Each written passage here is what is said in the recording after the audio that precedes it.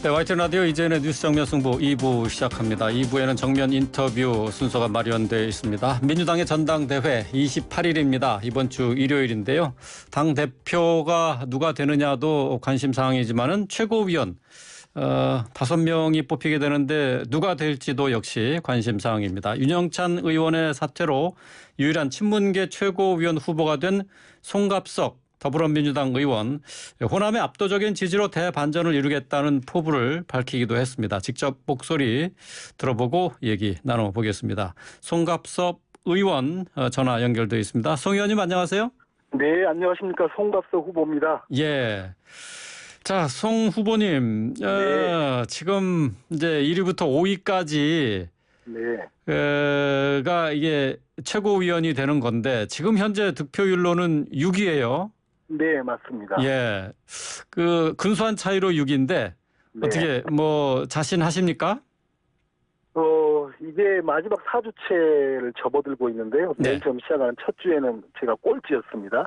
네. 그러다가 2주째는 7등으로 올라섰고, 지난번 호남 경선이 끝난 3주째에는 6등으로 올라섰는데요. 네. 이게 말이 6등이지 5등하고는 뭐 0.37%인가 뭐 이 정도 예. 차이고요. 그렇더라고요. 그다음에 3등하고 차이를 봐도 채 2%가 되지 않습니다. 예. 그래서 3, 4, 5, 6등이 딱 붙어 있는 상황인데 이런 상황이라면 오늘부터 시작된 경기와 서울의 권리당원 투표 그리고 예. 마지막 날이 있을 대의원 투표 이것에 따라서 뭐 6등이 3등 될 수도 있고 3등이 예. 6등 될 수도 있는 이런 혼전의 양상이다라고 생각합니다. 예. 그럼에도 불구하고, 예. 네네네. 그럼에도 불구하고 이제 호남에서 많은 지지를 받고 예. 올라왔기 때문에, 예, 그렇죠. 또 예전부터 수도권은 또 호남 표심의 영향을 많이 받는 지역이고요. 예. 그래서 충분히 해볼 만하다라고 생각을 하고 있습니다. 예. 순회 경선이 계속 진행되면서 계속해서 지지율이 올라가고 있는 양상인데 호남 지역에서 선전한 배경 아무래도 뭐 호남 지역을 지역구로 하고 있는 광주를 지역구로 하고 있는 의원이기 때문에 아무래도 선전이 가능하지 않았었나 이렇게 생각을 할 수 있을 것 같아요. 네, 맞습니다. 어쨌든 뭐 저한테는 홈그라운드니까요. 네. 네, 그래서 우선 호남민들과 당원 동지 여러분들께 지지와 응원의 감사를 드리고요. 그 의미는 이런 것 같습니다. 호남에서 반전의 교두보를 만들어 줄 테니 예. 그 흐름을 이어서 수도권에서 정말 열심히 싸워라라고 하는 호남의 격려와 의원의 의미다라고 생각을 합니다. 예. 그렇지만 이게 저 송갑석 개인에 대한 지지라기보다는요. 네. 호남 민심을 또 호남 당원들의 뜻을 예. 당 지도부로 들어가서 제대로 전달하는 역할을 해라. 예, 예. 지금까지 호남 민심과 또 호남 당원들의 생각과 저희 민주당이 조금 틀어졌을 때, 예. 뭔가 조금 부합하지 못했을 때 항상 민주당은 위기에 빠졌었거든요. 네. 그래서 그런 경험들을 가지고 있기 때문에 그런 호남의 목소리를 제대로 전달하라라고 하는 호남 당원들의 저는 메시지가 아닌가라고 생각합니다. 예. 송 의원께서 호남 민심을 말씀을 하셨으니까 그 부분을 좀 짚어보도록 하겠습니다. 지금 순회 경선을 하면서 권리 당원들이 투표를 하고 있는데 투표율이 저조해요. 그런데 특히 호남 지역의 투표율이 더 낮다라는 지적입니다. 네. 이게 호남 민심에 어떤 변화가 있는 것 아니냐 하는 지적인데 어떻게 생각하세요? 일단은 이번 전당대회가 국민들의 무관심 속에서 치러지고 있습니다. 네. 근데 국민들의 무관심이야 어떤 흐름에 따라서 다시 관심을 찾아올 수도 있고 이런 문제이기도 한데 문제는 더 심각한 것은 당원들의 무관심으로 치러지고 있다라고 하는 것이 저희로서는 더 좀 뼈아픈 문제다라고 생각을 합니다. 어차피 뭐 5대 명이다라고 하는 분위기가 휩쓸면서 그런 것들이 있었다고 생각하는데요. 특별히 호남 지지율이 다른 평균 지지율보다 낮게 나온 이유는 사실은 이합전 저희가 지방선거 때 그 호남의 투표율이 굉장히 충격적이지 않았습니까? 예, 그렇죠. 네, 그래서 호남은 민주당이 뭔가 민심과 괴리되거나 또 원칙에서 벗어나는 이런 행보를 보였을 때 강하게 경고를 해왔었던 이런 전통을 가지고 있습니다. 예. 지금도 그런 강한 경고가 아닌가라고 저는 생각을 합니다. 예, 민주당에 대한 경고다. 네. 그 윤영찬 의원이 사퇴하면서 윤 후보님과 함께 줄 세우는 개파 정치 1세계 전당대회 구도를 타파하겠다라고 송 의원께서 네. 윤영찬 의원 사퇴 직후에 이렇게 얘기를 했어요. 개파 정치 1세계 전당대회 구도를 타파하겠다.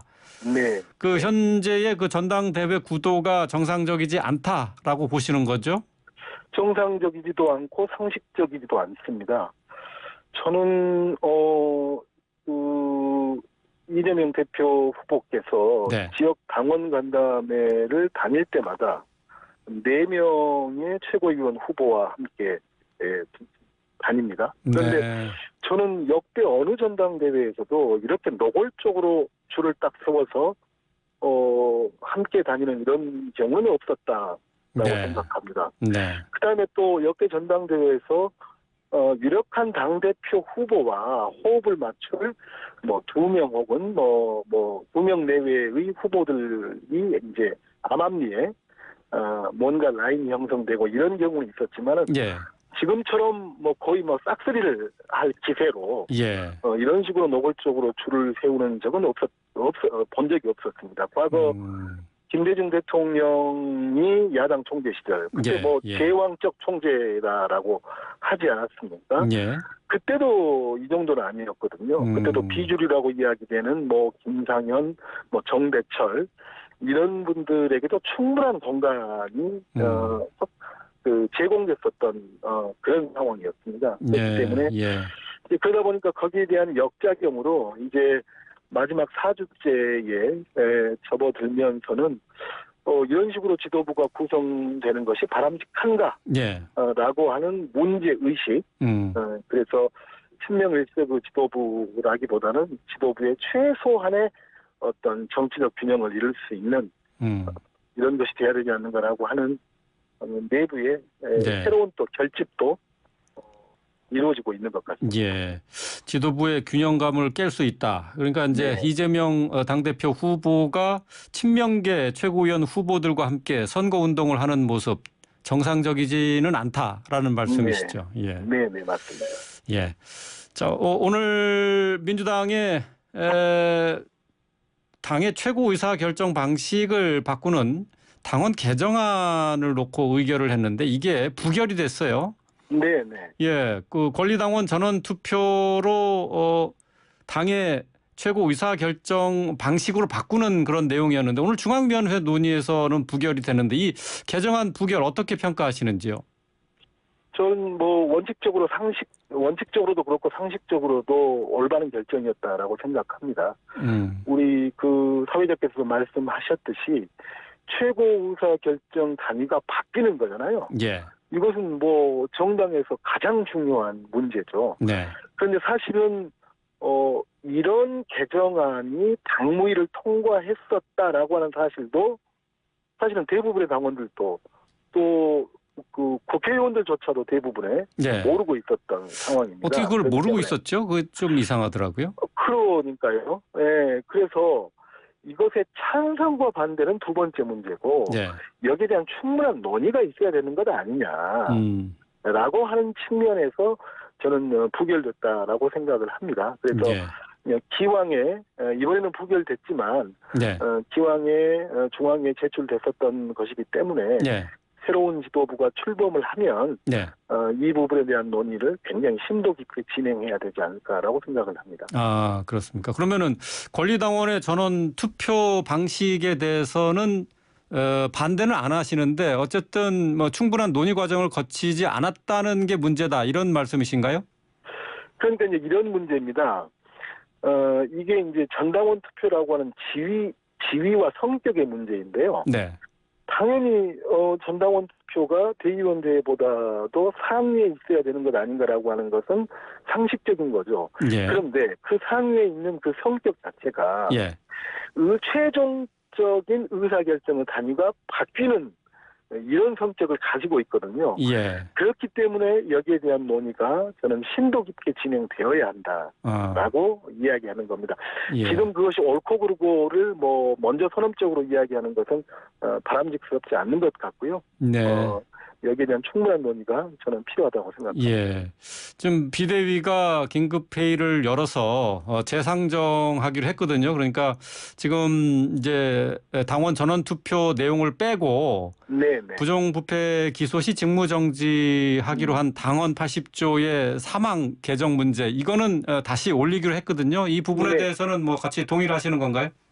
그렇죠. 그 부분에 예. 대해서는 저뿐만이 아니라 그것은 무난히 그 중앙위에서 통과되지 않을까라고 생각을 합니다. 예, 알겠습니다.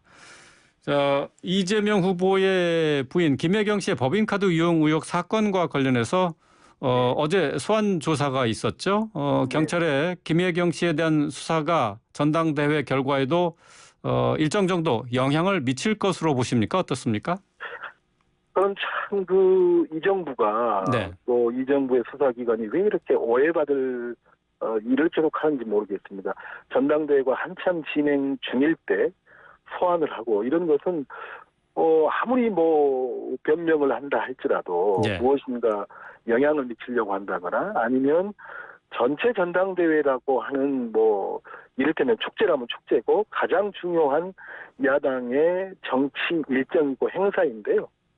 이런 순간에 유력한 후보의 부인을 소환해서 조사를 예. 했다라고 하는 것 자체가 결국은 뭐 뭔가 어떤 어떤 정치 행위, 정치 일정을 방해하는 행위다라고 저는 볼 수도 있다라고 생각을 합니다. 예. 그다음에 누가 이것을 공정하게 생각을 하겠습니까? 그러니까 지금 뭐 김건희 여사도 그렇고 김건희 여사 관련된 뭐 대통령의 장모, 네. 대통령 자신의 문제 이런 것과의 수사의 형평성을 봤을 때 과연 공정하게 수사가 진행되고 있는가라고 하는 예. 의구심을 또 많은 국민들이 가질 수밖에 없는 상황입니다. 그래서 이런 어떤 의심과 또 뭔가 불공정하지 않느냐라고 하는 것은 이 정부 스스로 초래한 것이다라고 생각합니다. 예. 근데 이제 경찰에서 설명하는 것은 기소 시한이 있기 때문에 9월 네네. 9일이기 때문에 거기에 맞춰서 하다 보니까 이게 지금 전당대회와 겹치게 됐다 이렇게 해명을 하고 있거든요. 지금 어쨌든 이게 네. 이 후보를 향한 정권의 탄압이 시작됐다 이렇게 보시는 건가요? 일단은 김혜경 여사의 법인카드 문제가 예. 대선 때부터 불거졌던 문제거든요. 그렇죠. 대선이 끝난 지가 언제입니까? 음. 그런 거기 때문에 뭐 본인들은 오비락이라고 이야기를 하겠지만 예. 그걸 또 저희 입장에서는 고지고대로 밝히기는 믿기는 어려운 상황이고요. 이제 마찬가지로 지금 이재명 후보나 이재명 후보 관련된 사람을 둘러싼 수사에 있어서 여러 가지 현 정부 당사자들과 관련된 예. 수사와 비교했을 때 과연 형평에 맞는 수사의 태도이고 강도인가라고 하는 의구심을 많이 갖고 있기 때문에 저희로서는 이것도 또한 사법적인 조사의 형태를 띠고 있지만 네. 정치적 탄압이다라고 받아들일 수 있는 충분한 소지가 있다고 봅니다. 예. 알겠습니다. 자, 민주당에서 이른바 이제 김건희 특검법을 발의를 했습니다. 네. 국민의힘에서는 강하게 반발하고 있는데요. 정쟁용이다. 김혜경 수사와 이 김혜경 수사를 물타기하기 위한 정쟁의 수단으로 지금 삼고 있는 것이다라는 비판을 하고 있는데 어떻게 보십니까? 조금 전에 말씀드렸던 것이 연장선상일 것 같은데요. 김건희 여사의 논문 표절 사건, 네. 또 도이치모터스 주가 조작 사건 등등. 김건희 여사가 한 번이라도 소환 조사 받은 적이 있습니까? 대통령 선거 전에도 대통령의 부인이라고 하는 지위를 갖기 전에도 경찰은 소환 조사 한 번 하지 않았었거든요. 네. 그런 거기 때문에 이 문제에 대해서 과연 경찰이나 또 검찰이나 수사기관이 동일한 잣대를 들이대고 있는가, 과연 공정한가라고 하는 문제를 제기하는 거고요. 네. 급기야는 뭐 이제 특검법까지 발의되는 상황 자체를 도저히 경찰과 검찰에 맡겨놨더니 아예 수사를 안고 있더라라고 보는 것 아닙니까? 저희는 예. 그런 거기 때문에 급기야는 특검법까지 이제 발의가 된 건데요. 네. 특검법이 발의됐다고 해서 뭐 곧바로 그것이 뭐 저희 당의 뭐 현재 뭐 당론이거나 또 특검이 바로 들어갈 수 있거나 이런 문제는 물론 아니죠. 네. 거기에 대한 또 저희 당 나름대로의 여러 심도 깊은 논의가 있어야 되는 거지만 결국은 특검법까지 발의를 하게 야당 의원에 의해서 발의될 수밖에 없는 이런 상황은 현 정부가 초래했다라고 생각합니다. 예, 알겠습니다. 이제 민주당의 전당대회 서울과 경기에 순회 경선만 남겨놓고 있는 상황입니다. 앞서서 약간 자신감을 표시하기도 하셨는데 말이죠. 네. 마지막으로 본인이 최고위원이 돼야 하는 이유 다시 한번 좀 강조해 주시겠어요?